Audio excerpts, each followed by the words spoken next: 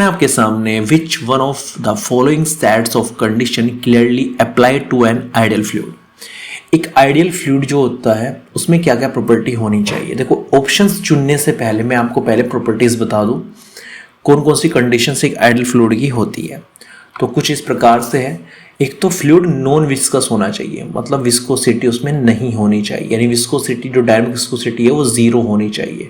अब जो न्यूटन्स जो लॉ है वो क्या बताता है आपको, mu D U upon D Y ये फॉर्मूला होता है। अब आपने न्यू को ही जीरो कर दिया, डायनामिक विस्कोसिटी को ही जीरो कर दिया, तो टो क्या हो जाएगा, जीरो। तो इसका मतलब है शियर स्ट्रेस भी जीरो होना चाहिए और आपका जो डायनामिक विस्कोसिटी है वो भी जीरो होनी चाहिए।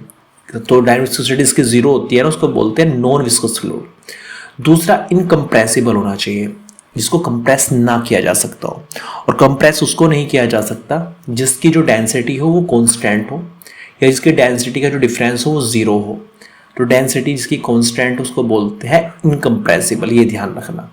और तीसरा जो फ्लूइड है वो इरोटेशनल होना चाहिए, मतलब उसको ओमेगा की वैल्यू जीरो होनी चाहिए। तो तीन कंडीशन फुलफिल होनी चाहिए, एक तो नॉन विस्कस होना चाहिए और इनकम्प्रेसिबल होना चाहिए और इरोटेशनल होना चाहिए। तो यहाँ पर देखते हैं विस्कस नहीं, विस्कस आ गया इसमें, ये तो नहीं हो सकता ऑप्शन। नॉन विस्कस ये सही लग रहा है मुझे, और इनकम्प्रेसिबल, दोनों कंडीशन फुलफिल हो रही है, तो ये क्या है, आइडियल फ्लूइड है।